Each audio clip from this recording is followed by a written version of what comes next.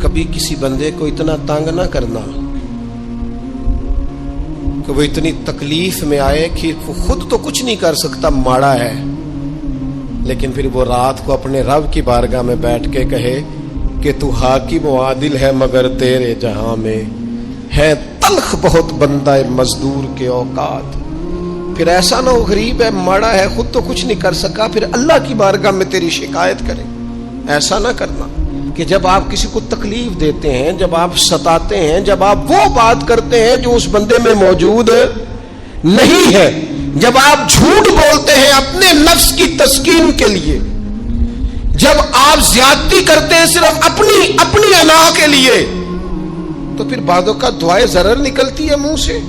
میرے نبی پاک علیہ السلام کے درویش صحابی تھے حضرت سعید بن زید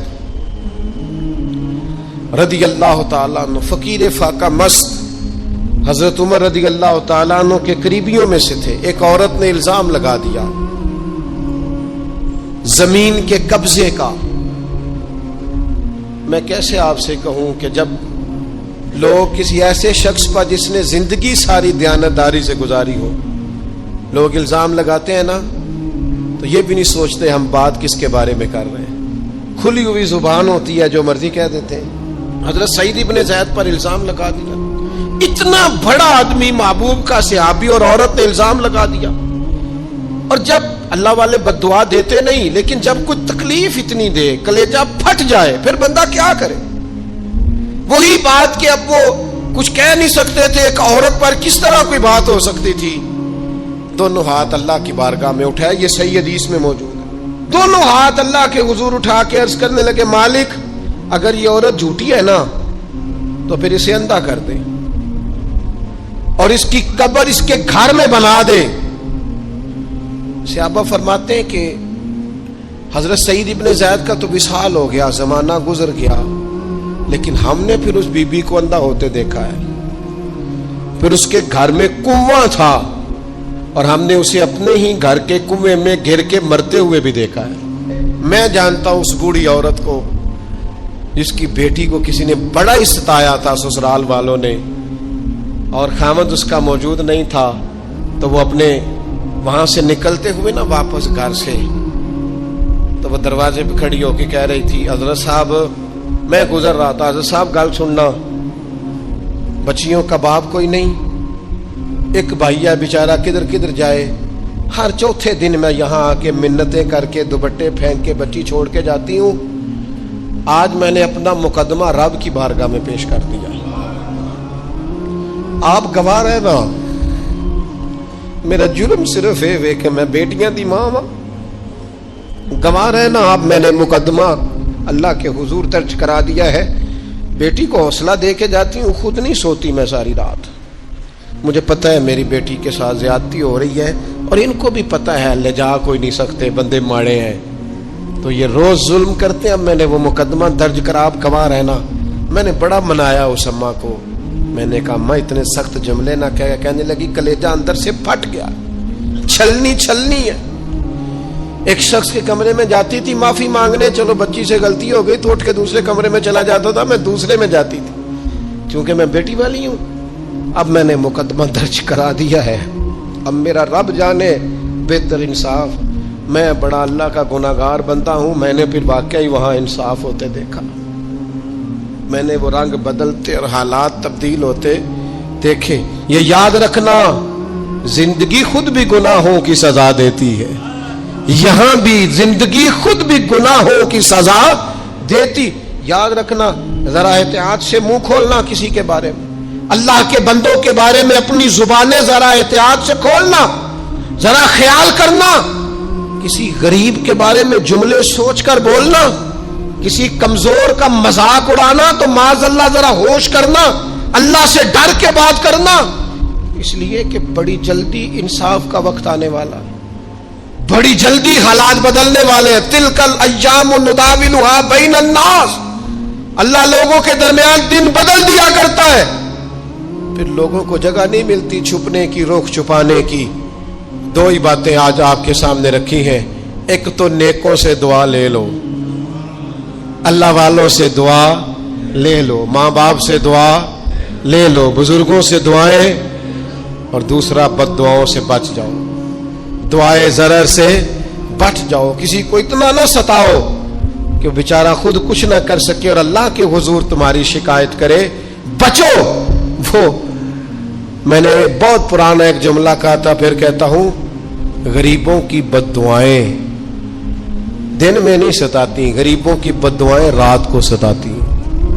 جب اے سی پورا لگا ہو، گھر پورا بہترین بنا ہو اور نیند نہ آئے، اور اپنے ہی گھر سے خوف آئے، اور اپنے ہی مقام سے بندہ بے چین ہو کے اٹھے، اور کبھی چھت پہ اور کبھی نیچے، اور پتہ نہیں مجھے کیا ہے اور پتہ نہیں مجھے کیا ہے، تو پھر وہ استغفار کرے، پھر وہ جس کو ستایا اس سے معافی مانگے، پھر جس کا دل توڑا ہے اس سے جا کے اللہ کی رضا کے لیے معافی مانگ کے آئے۔ اس لیے کہ کچھ سکون ایسے ہیں جو صرف معافیوں سے ملتے ہیں۔ نبی پاک رحمت للعالمین ہے، لیکن جب حضور گزرے نا ایک دن طواف بیت اللہ شریف کر کے، تو کفار نے پھبتیاں کسیں، بار بار بلا بلا کا، ایک طواف بھی حضور نے کر لیا، دوسرا بھی کر لیا، تیسرا بھی، اور پھر انہیں اوجڑیاں ڈالی، کئی تکلیفیں دی۔ تو اس وقت حضور نے پھر دعا کی تھی، اے اللہ گن لے ان لوگوں کو، گن مالک ان بندوں کو، یہ اتنی تکلیف دیتے ہیں۔ حضرت صدیق اکبر فرماتے ہیں، وہ جن کے لیے محبوب نے اس دن دعا کی تھی وہ چن چن کے بدر میں قتل ہوئے، سارے گن گن کے وہ لوگ قتل ہوئے۔ کیوں ہم کسی کو اتنا ستائیں کہ اس کے منہ سے پھر ایسے جملے نکلے جو ہم سے سنبھالے نہ جا سکے۔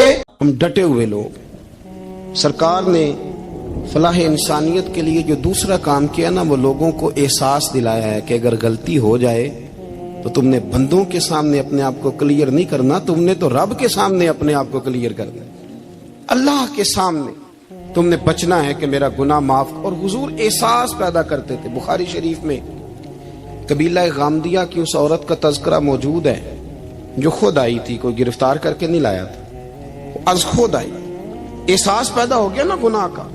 یہاں بہت ساری غلطیاں کر کے بھی لوگ جب اپنی بات کرتے ہیں تو کہتے ہیں کبھی یاد تو نہیں کسی کے ساتھ زیادتی کی ہو، یاد تو نہیں کبھی کسی کا، بھئی آپ نے اتنے بڑے ولی ہونے کا دعویٰ کر دیا۔ انسان تو انسان رہتا ہے۔ بڑے بڑے لوگ کہہ گئے کہ یا اللہ اگر انجانے میں بھی بھول گئے ہیں تو ہم سے درگزر فرما، لیکن جب ہم تیار ہی نہیں ماننے کو۔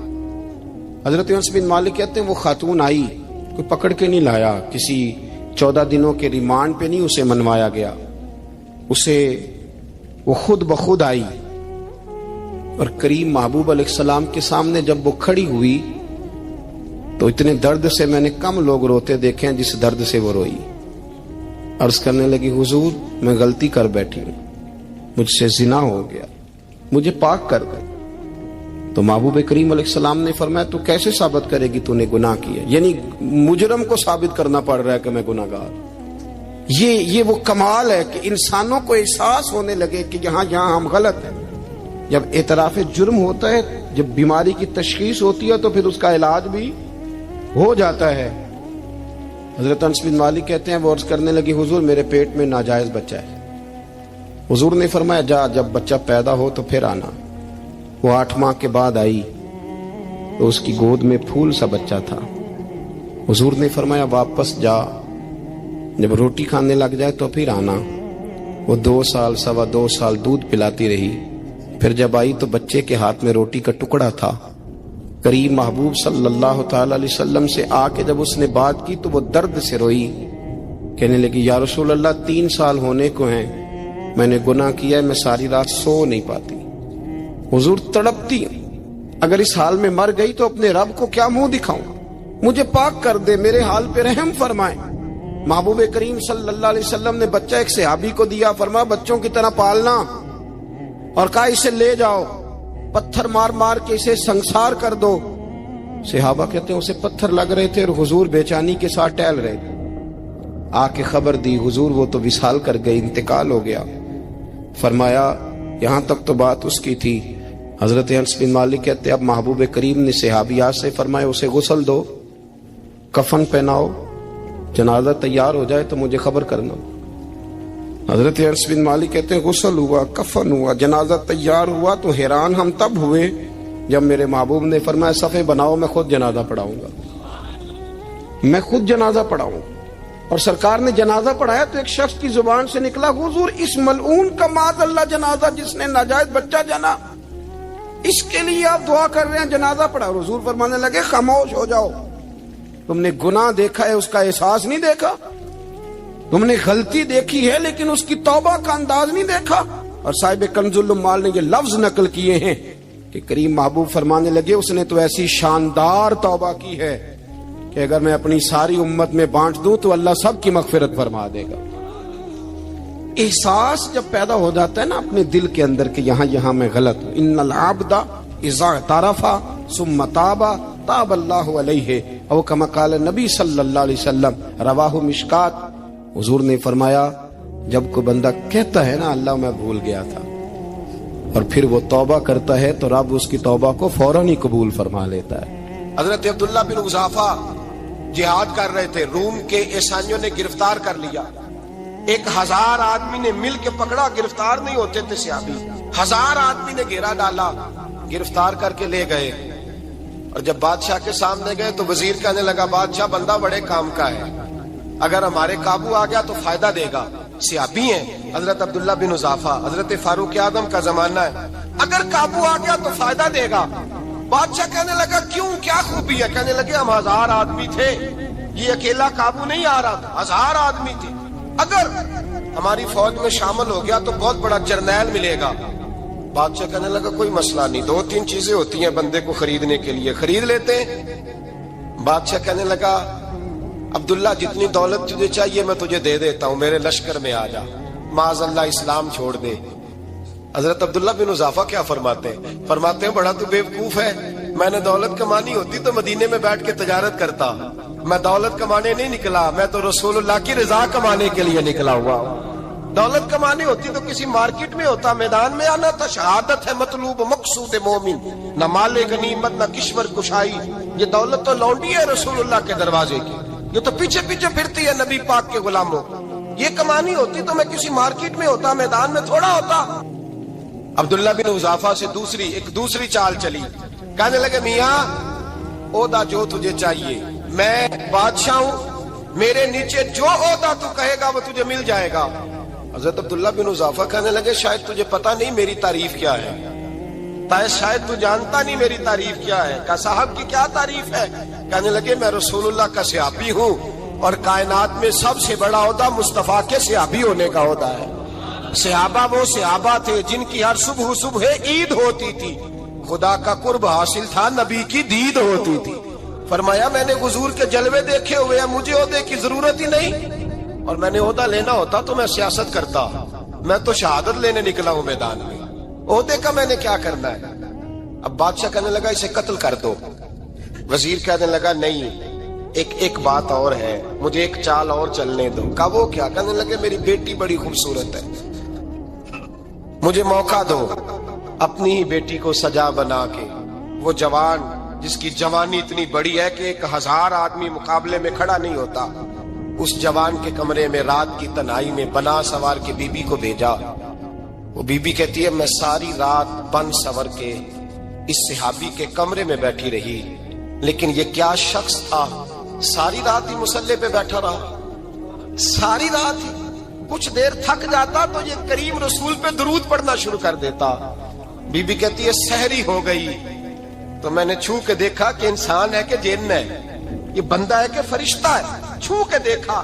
کہنے لگے پیچھے ہٹ جا، میں نے کہا میں نے تو سنا تھا تو 1000 کے مقابلے میں ہے، اور تو اتنا بے حس ہے کہ بنی سوری دلہن بیٹھی ہے، تو نے نظر نہیں کی۔ عبداللہ بن حذافہ، بی بی کہتی ہے نظر پھر نہیں اٹھائی، نظر پھر جھکی ہوئی ہے۔ کہنے لگے بی بی میں مجبور ہوں، اب میرے اوپر کوئی حسن نہیں چلتا، میں نے جلوائے بدوحا کا دیدار کیا ہوا ہے، اب میری نگاہوں میں جچتا نہیں کوئی، اس لیے کہ جیسے میرے سرکار ہے ایسا نہیں کوئی۔ کبھی بھی اب نہیں کسی کا میرے اوپر جادو چلتا، میں نے مصطفیٰ کو، اور کہا ذرا پیچھے ہٹ کے بیٹھ، مجھے میرے رسول نے غیر محرم سے بچنے کا حکم دیا ہے، ذرا پیچھے ہٹ کے بیٹھ۔ سحری کا وقت تھا، وہ بی بی کہتی ہے اس نوجوان کے جملے میرا سینہ چیر گئے، کلیجہ پھٹ گیا، چیخ نکلی، میں کفر کے عالم میں روئی۔ میں نے کہا مجھے بتا تو صحیح، آخر یہ جذبہ کہاں سے ملتا ہے؟ آخر یہ روشنی تو میں نے دیکھی نہیں، کہاں سے آتی ہے؟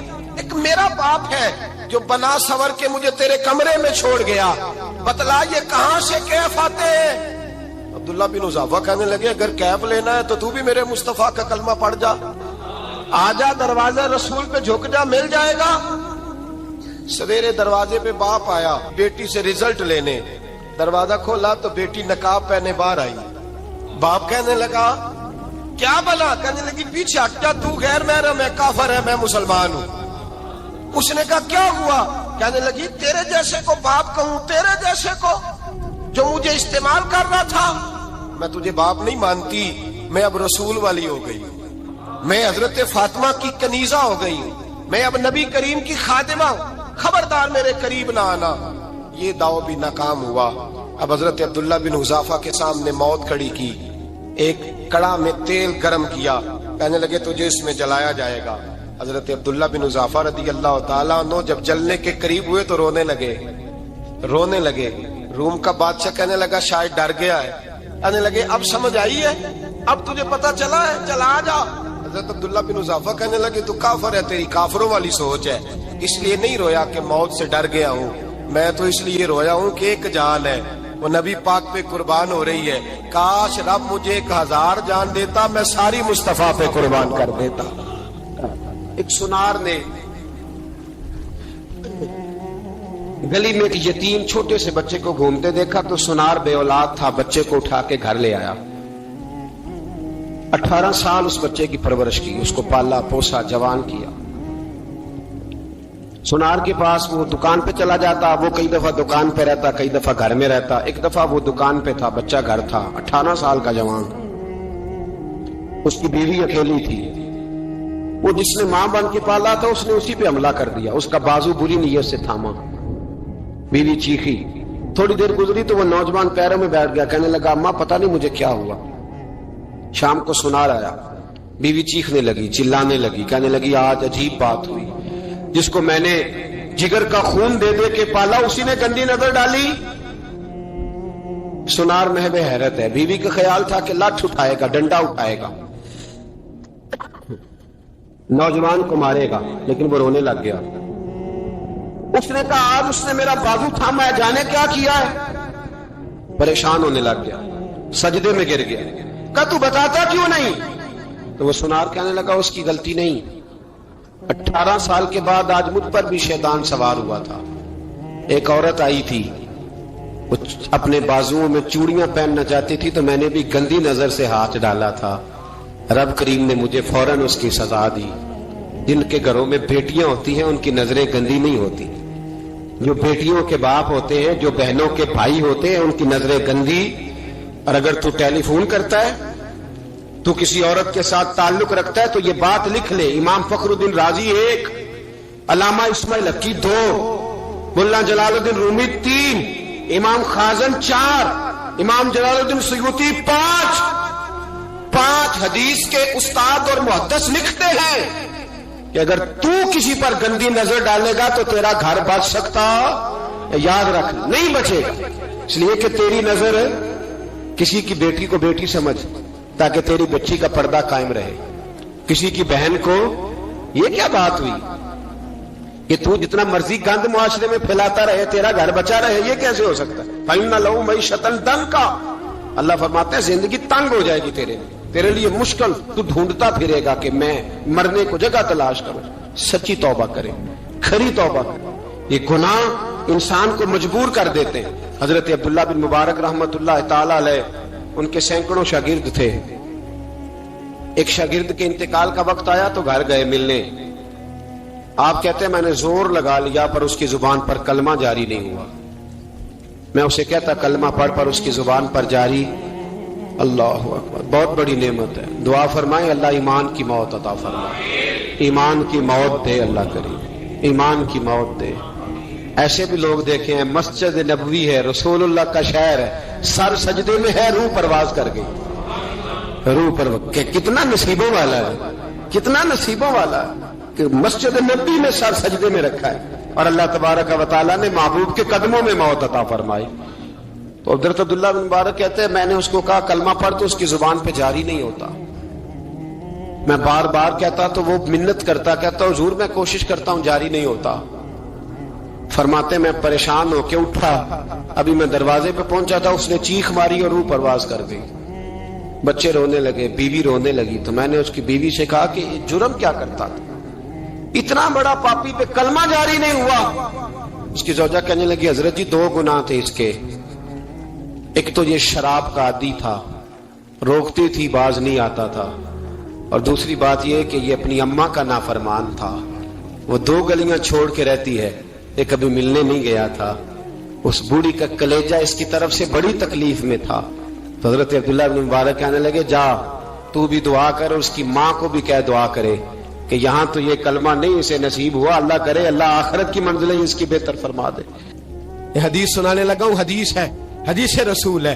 جوان خاص کر کے ذرا میری بات پہ توجہ کریں، اور بزرگ خاص کر توجہ کریں جنہوں نے تربیت کرنی ہے. سنیں، حضور کی بارگاہ میں ایک نوجوان آیا ہے، یہ سنگ میل ہے حدیث، اس کو یاد رکھنا.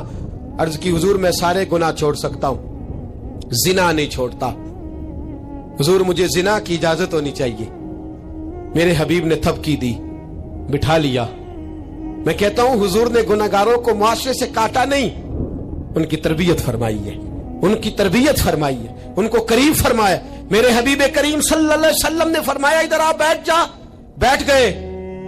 حضور نے فرمایا تو پسند کرتا ہے تیری ماں کے ساتھ کوئی بدکاری کرے؟ حضور نہیں. فرمایا تو پسند کرتا ہے تیری بیٹی کے ساتھ کوئی بدکاری کرے؟ یا رسول اللہ میں آنکھیں نکال دوں گا. حضور نے فرمایا تو پسند کرتا ہے تیری بہن کے ساتھ؟ حضور میں کاٹ ڈالوں گا وہ ہاتھ جو میری بہن کی طرف اٹھیں گے. فرمایا تو پسند کرتا ہے کہ تیری خالہ پھپھی ممانی کی طرف کوئی ایسی حرکت کرے؟